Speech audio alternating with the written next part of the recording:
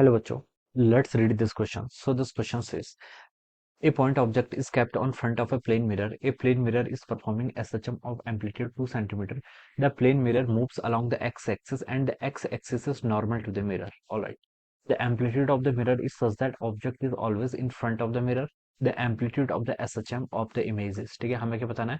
SHM की image का amplitude बताना है, ठीक है। देखिए जो आपकी इमेज है वो भी क्या करेगी, फिर SHM करेगी, तो हमें उसका क्या बताना है बच्चों, यहाँ पर एम्पलीट्यूड बताना है। तो देखिए बच्चों, इस क्वेश्चन का की कॉन्सेप्ट आप क्या लिख सकते हैं, the key concept of this question. इस क्वेश्चन का बच्चों की कॉन्सेप्ट आप लिख लीजिए। आपको एम्पलीट्यूड बताना है, क्या बताना है आपको, एम्पलीट्यूड बताना है। This will be the key concept of this question, ठीक है। ये क्या है इस क्वेश्चन का आपका की कॉन्सेप्ट, ठीक है। सिचुएशन देखिए आपके पास इस तरीके से, मान लीजिए ये आपका मिरर है, ठीक है। ये आपने इनिशियली आपका मिरर है कहाँ पर रखा है, x is equal to zero, zero पर रखा है, ठीक है। यहाँ पर आपका मिरर है और कोई आपका देखिए यहाँ पर एक कोई ऑब्जेक्ट है, इस ऑब्जेक्ट को मैंने क्या बोल दिया, ओ बोल दिया, ठीक है। इसकी यहाँ से यहाँ तक की डिस्टेंस बच्चों इनिशियली आपकी एक्स के इक्वल है, ठीक है। अब हमें बताया देखिए बच्चों, जो प्लेन मिरर होता है, प्लेन मिरर देखिए कैसे इमेज फॉर्म करता है। अगर आपका object x and x distance दूर है तो जो आपकी इमेज होगी वो भी क्या होती है, आपकी इमेज आपकी वर्चुअल बनेगी और यहाँ पर होगी, कितने डिस्टेंस पर होगी, एक्स ही डिस्टेंस पर होगी, ठीक है। प्लेन मिरर में ऑब्जेक्ट डिस्टेंस और इमेज डिस्टेंस क्या होता है, आपका इक्वल होता है।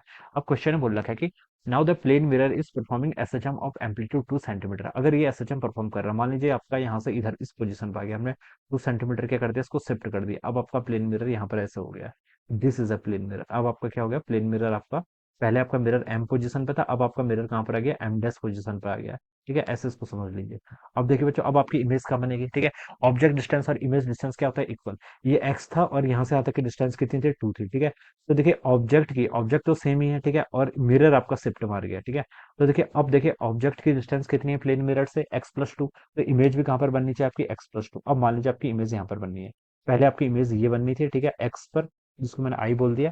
अब आपकी इमेज यहाँ पर एक्स आई डैश बन जाएगी, ठीक है। और हम क्या बता सकते हैं बच्चों, यहाँ से यहाँ तक की डिस्टेंस कितनी होगी, एक्स प्लस टू के इक्वल होगी। This total distance will be x plus two, ठीक है। ये अब आप यहाँ पर से इसको ऐसे बता सकते हैं, ऑलराइट। तो देखिए बच्चों, आपसे बोल रखा है कि हमें एम्पलीट्यूड बताना है किसका, इमेज का। देखिए इमेज पहले कहाँ थी, आपकी आई पे थी, अब कहाँ पर चली गई, आपकी आई डैश पे चली गई, ठीक है।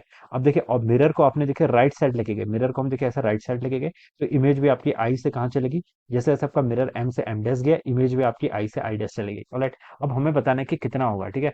यहाँ पर देखिए मिरर का एम्पलीट्यूड कितना दे रखा है, 2 सेंटीमीटर के इक्वल, ठीक है। इमेज का देखिए बच्चों कितना होगा, इमेज की डिस्टेंस पता कर लीजिए, यहाँ से लेकर यहाँ तक की आपकी क्या होगी, टोटल डिस्टेंस कितनी होगी, हम ये पता कर लेते हैं, ऑलराइट। तो देखिए बच्चों, ये हम कैसे फाइंड आउट करेंगे। ये देखिए आप ऐसे फाइंड आउट करिए, देखिए इसके इसके कोऑर्डिनेट्स कितने थे, आई, इमेज के पहले कोऑर्डिनेट्स कितने थे, ये आपका ओरिजिन था एक्स इजिकल टू जीरो, और इसके कोऑर्डिनेट्स थे इमेज के, देखिए आपके एक्स थे, ठीक है। अब आई डैश के कोऑर्डिनेट्स देखिए कितने, एक्स प्लस टू, तो यहाँ पर है प्लस आपका टू ही हो जाएगा, तो इसके कोऑर्डिनेट्स हैं आपके एक्स प्लस फोर के इक्वल, ठीक है। तो देखिए आपकी इमेज पहले एक्स पर थी, अब कहाँ पर चल गई, एक्स प्लस फोर पे, ठीक है। जैसे मिरर पहले आपका एम था, उसका एम्पलीट्यूड कितना था, 2 सेंटीमीटर, तो एम डैश पे चले गया। सिमिलरली इमेज पहले आपकी एक्स पर थी, अब उसका एम्पलीट्यूड कितना है आपका, वो कहाँ पर चल गया, एक्स प्लस फोर पे, तो उसका एम्पलीट्यूड कितना हो गया, 4 सेंटीमीटर।